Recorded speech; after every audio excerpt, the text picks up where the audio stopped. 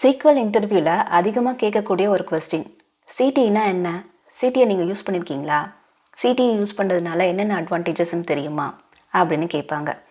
Build up கொடுக்குற அளவுக்கு அந்தளவுக்கு ரொம்ப பெரிய விஷயம்லாம் இல்லைங்க. ரொம்பவே ஈஸியாக கற்றுக்கலாம் சிடிஇயை. ஆனால் இவனை தெரிஞ்சு வச்சுக்கிறதுனால நமக்கு நிறையவே யூஸ் இருக்குது. அதை என்ன, எப்படி யூஸ் பண்ணணும், எங்கெல்லாம் யூஸ் பண்ணலாம், அதோட யூசஸ் என்ன அப்படிங்கிறத நம்ம ஒன்று ஒன்றா பார்க்கலாம். ஸோ ஃபர்ஸ்ட் நம்ம என்கிட்ட ஒரு ப்ராடக்ட் டேபிள் இருக்குதுன்னு வச்சுக்கோங்க. இந்த ப்ராடக்ட் டேபிளில் எனக்கு வந்து ப்ராடக்ட் ஐடி, அதோட நேம், அந்த இன்ஃபர்மேஷன் எல்லாமே இருக்குது. அதுக்கப்புறமா ப்ராடக்ட் இன்வென்ட்ரின்னு ஒரு டேபிள் இருக்குது.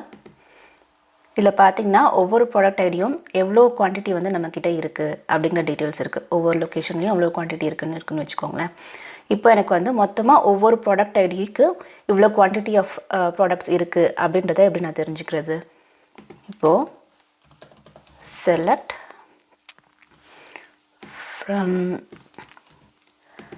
ப்ராடக்ட் இன்வென்ட்ரியில் ஒவ்வொரு ப்ராடக்ட்க்கும் மொத்தமாக எவ்வளோ குவான்டிட்டி இருக்குது, டோட்டல் குவான்டிட்டி எவ்வளோ அப்படின்னு சொல்லிட்டு எனக்கு தெரியணும். So product ID comma sum of quantity.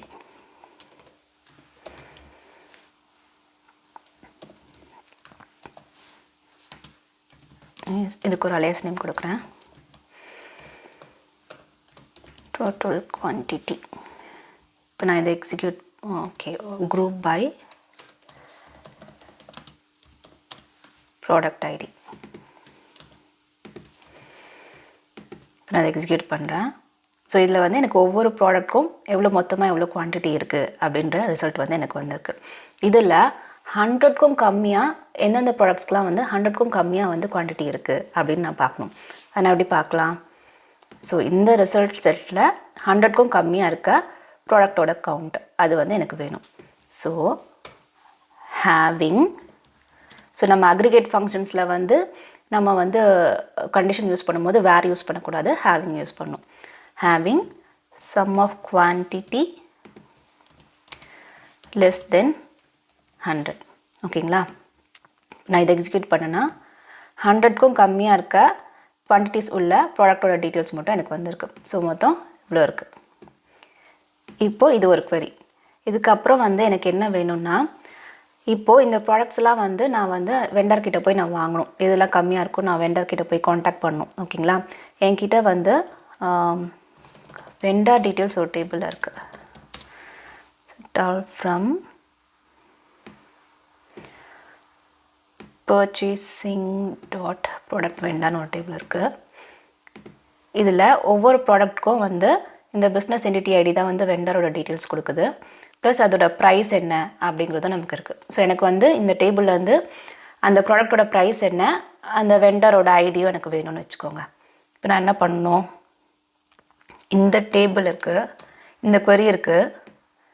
இந்த queryயில் வந்து எனக்கு வந்து 100க்கும் கம்மியாக இருக்க ப்ராடக்டோட டீட்டெயில்ஸ் இருக்குது. ஸோ நான் இதை எடுத்துகிட்டு போய் நான் இதோட ஜாயின் பண்ணணும். ஸோ இதை நான் ஒரு சப்கொரியாக வச்சுக்கிட்டு இது கூட நான் வந்து இந்த டேபிளை வந்து நான் ஜாயின் பண்ணணும். ஸோ இதுக்கு ஒரு நேம் கொடுக்குறேன். இதுக்கு வந்து பிஐன்னு ஒரு அலையஸ் நேம் கொடுக்குறேன்னு வச்சுக்கோங்க. ஜாயின் இந்த பர்ச்சேசிங் டாட் ப்ராடக்ட் வெண்டர் டேபிளை ஜாயின் பண்ணுறேன். இதுக்கு ஒரு அலையஸ் நேம் பிவின்னு கொடுக்குறேன்.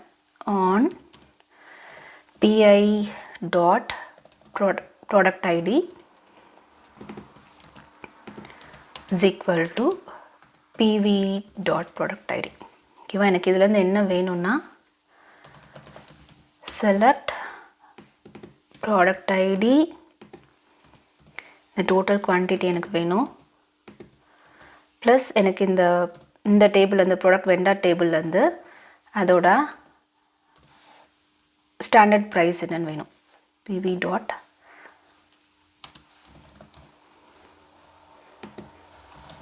Standard price.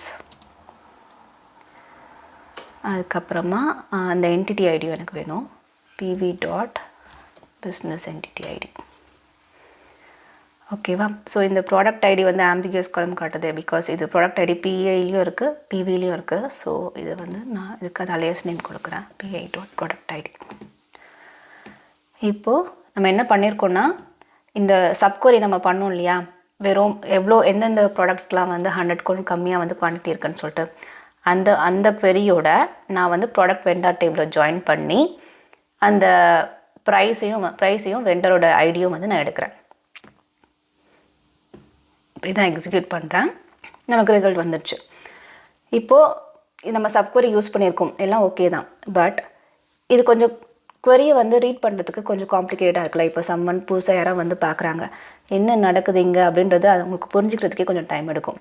ஸோ இதில் நான் வந்து வேறு விதமாக என்னால் எழுத முடியும். எப்படின்னா, இப்போ நான் என்ன பண்ணுறேன்னா, இந்த சப்குவரி எடுத்துகிட்டு போய் நான் இதை வந்து தனியாக வந்து ஒரு சிடிக்குள்ளே போடுறேன். இப்போது இந்த சப்குவரி எடுத்துகிட்டு சிடிஇ எப்படி நீங்கள் டிஃபைன் பண்ணுவீங்கன்னா, வித் கிளாஸ்ன்னு சொல்லுவாங்க சிடிஇயை. இதுக்கு ஒரு நேம் கொடுக்கலாம். இப்போ இந்த query என்ன பண்ணுது, லோ குவான்டிட்டி உள்ள ப்ராடக்டோட டீட்டெயில்ஸ்லாம் எனக்கு எடுக்குது இல்லையா. ஸோ நான் எனக்கு வந்து லோ குவான்டிட்டி ப்ராடக்ட்ஸ் அப்படின்னு ஒரு நேம் கொடுக்குறேன். ஆஸ் அந்த செலக்ட் ஸ்டேட்மெண்ட்டை வித்தின் ப்ராக்கெட்ஸில் வந்து நான் போடுறேன். ஓகேங்களா, இதுதான் சிடிஇ. இப்போ என்ன பண்ணுச்சுன்னா, இந்த சிடிஇ என்ன பண்ணுன்னா, இந்த queryயை எக்ஸிக்யூட் பண்ணால் எனக்கு என்ன ரிசல்ட் வருதோ இந்த ரிசல்ட்டை வந்து லோ குவான்டிட்டி ப்ராடக்ட்ஸ் அப்படிங்கிற சிடிஇக்குள்ளே போய் அந்த ரெக்கார்ட்ஸை வந்து ஸ்டோர் பண்ணிக்கும். ஸோ இந்த சிடியை வந்து டெம்ப்ரரி நேம்ட் ரிசல்ட் செட்டுன்னு சொல்லுவாங்க. ஸோ டெம்ப்ரரின்னு ஏன்னு சொல்கிறாங்கன்னா, இப்போ இந்த சிடி நீங்கள் டிஃபைன் பண்ணிவிட்டு இதை நீங்கள் தனியாக அப்படியே எக்ஸிக்யூட் பண்ண முடியாது. எப்போவுமே வந்து இந்த சிடிஇ முடிஞ்சதும் அதை ஃபாலோ பண்ணி ஒரு செலக்டோ இன்சர்ட்டோ அப்டேட்டோ டெலிட் ஸ்டேட்மெண்ட்டோ வந்து நமக்கு இருக்கணும். இப்போது நான் செலக்ட் ஸ்டார் ஃப்ரம் இதை வந்து நீங்கள் டேபிள் மாதிரியே query பண்ண முடியும். இப்போ கொடுத்தேன்னா இது வந்து அதே ரிசல்ட்டை வந்து எனக்கு வந்து ரிசல்ட்டில் கொடுக்குது. டெம்ப்ரரின்னு ஏன் சொல்கிறாங்கன்னா, இந்த query முடிகிற வரைக்கும் தான் இதோட லைஃப் டைமே. ஸோ இது வந்து டேபிள் மாதிரி டிஸ்க்லலாம் போய் வந்து டேட்டா ஸ்டோர் ஆகாது. இந்த query முடிகிற வரைக்கும் தான் அதோட லைஃப் டைம். இப்போ இந்த query முடிஞ்சதுக்கப்புறம் இதே queryயை செலக்ட் ஸ்டேட்மெண்ட்டை நம்ம மறுபடியும் ரன் பண்ணுறேன்னு வச்சுக்கோங்க. இப்போ பார்த்தீங்கன்னா ஃபஸ்ட்டு query மட்டும் இந்த செலக்ட் ஸ்டேட்மெண்ட் மட்டும் எக்ஸிக்யூட் ஆகி எனக்கு 17 rows வந்துடுச்சு. இந்த செகண்ட் செலக்ட் ஸ்டேட்மெண்ட் பார்த்தீங்கன்னா invalid object name low quantity products வந்திருக்கு. ஸோ அப்படின்னா என்னன்னே அதுக்கு தெரியல. ஸோ இது வரைக்கும் தான் அதோட லைஃப் டைம். ஸோ அதனால தான் இது வந்து டெம்பரரி சொல்கிறாங்க. நேம்டுனா நம்ம வந்து இதுக்கு வந்து நேம் கொடுக்க முடியும் அது. ஸோ இந்த ரிசல்ட் செட்டை டெம்ப்ரரியாக ஒரு நேம்டு சிடிக்குள்ளே நம்ம ஸ்டோர் பண்ணுறோம். ஓகேங்களா, இப்போது இந்த queryயை நம்ம எப்படி மாற்றலாம். ஸோ எனக்கு வந்து இதை வந்து இந்த சப்குவரியை வந்து நான் ஒரு சிடிக்குள்ளே போட்டுட்டேன்.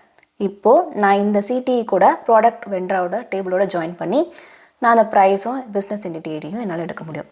So select all from low quantity products QPன்னு கொடுக்கணும்னு வச்சுக்கோங்க, அலையஸ் நேம்,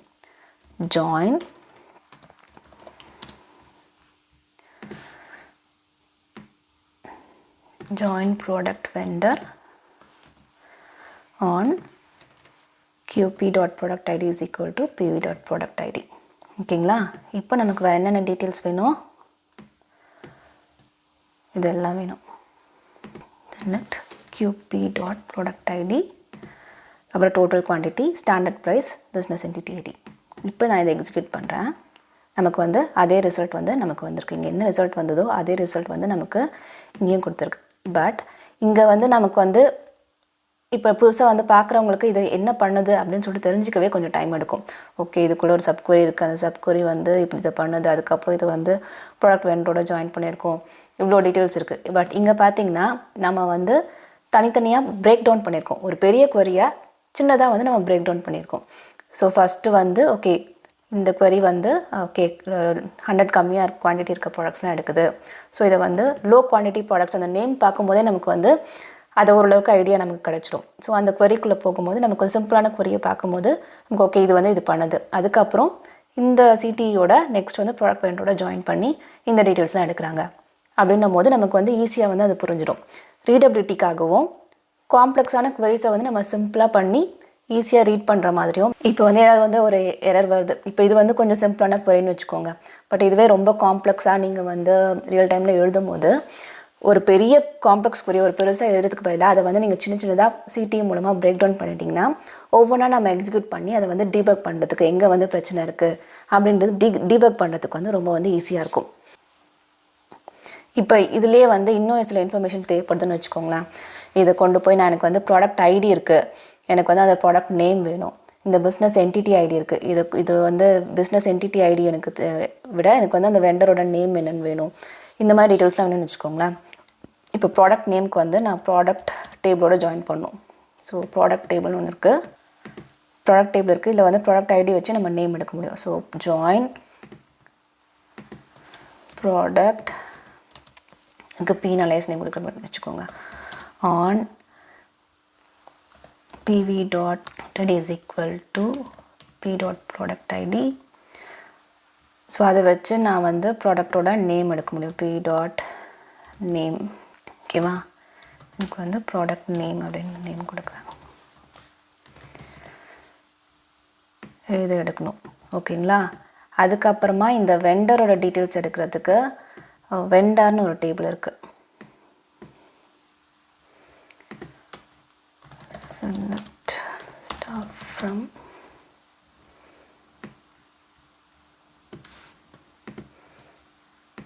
இப்போ இந்த வெண்டர் டேபிளில் பிஸ்னஸ் என்டிட்டி ஐடி இருக்குது, அந்த வெண்டரோட நேம் இருக்குது, கிரெடிட் ரேட்டிங்கும் இருக்குது, அந்த வெண்டருக்கு வந்து எவ்வளோ ரேட்டிங் அப்படின்னு சொல்லிட்டு. ஸோ இந்த டீட்டெயில்ஸும் எனக்கு எடுக்கணும் அப்படின்னா மறுபடியும் நான் இதை கொண்டு போய் வெண்டர் டேபிளோட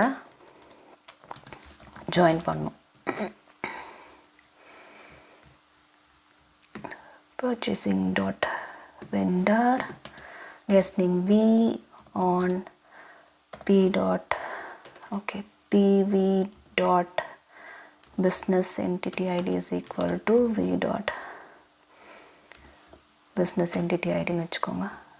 ஸோ இதுக்கப்புறம் நான் இங்கே வந்து எனக்கு என்ன வேணும், v dot அந்த நேம் வெண்டரோட நேம் as vendor name, அதுக்கப்புறமா v dot எனக்கு அந்த கிரெடிட் ரேட்டிங் வேணும். ஸோ இவ்வளோ டீட்டெயில்ஸ் வேணும். query வந்து பெருசாயிட்டே போகும்.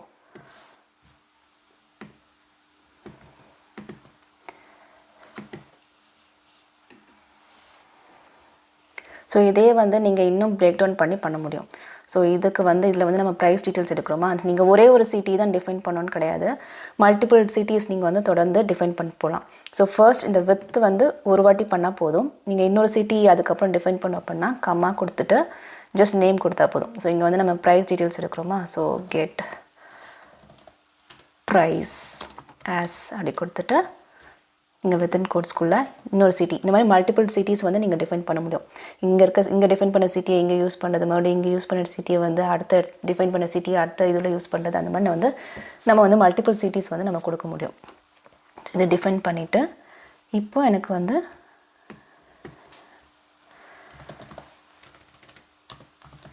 select staff from get price GP. இப்போ இந்த டேபிளில் நான் வந்து ஜாயின் பண்ணலாம். ஜாயின் ப்ராடக்ட், ஜாயின் வெண்டர் அது பண்ணிவிட்டு எனக்கு தேவையான காலம்ஸை வந்து என்னால் எடுக்க முடியும். ஸோ இங்கே வந்து ஜிபி அண்ட் அகெயின் இங்கே வந்து ஜிபி. எனக்கு என்ன டீட்டெயில்ஸ் வேணும்னா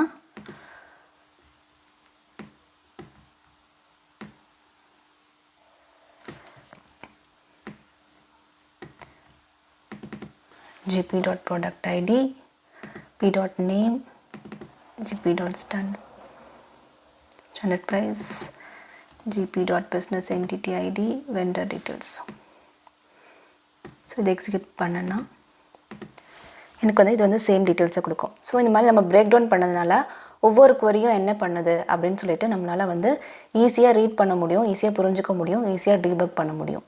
ஸோ காம்ப்ளெக்ஸாக இருக்க குவரிஸை வந்து சிம்பிளாக பிரேக் டவுன் பண்ணி நமக்கு புரிகிற மாதிரி, ஈஸியாக ரீட் பண்ணுற மாதிரி, காம்ப்ளெக்சிட்டியை கம்மி பண்ணி ஈஸியாக டீபக் பண்ணுற மாதிரி பண்ணுறதுக்கு தான் இது வந்து சிடி வந்து நம்ம யூஸ் பண்ணுறோம். இதனால் பர்ஃபார்மன்ஸ் இம்ப்ரூவ்மெண்ட்டு அந்த மாதிரி விஷயம்லாம் வந்து எதுவுமே கிடையாது. ஜஸ்ட் ரீடபிலிட்டிக்காக டீபக் பண்ணது ஈஸியாக இருக்கிறதுக்காக தான் வந்து நம்ம வந்து மெயினாக வந்து சிடி யூஸ் பண்ணுறோம்.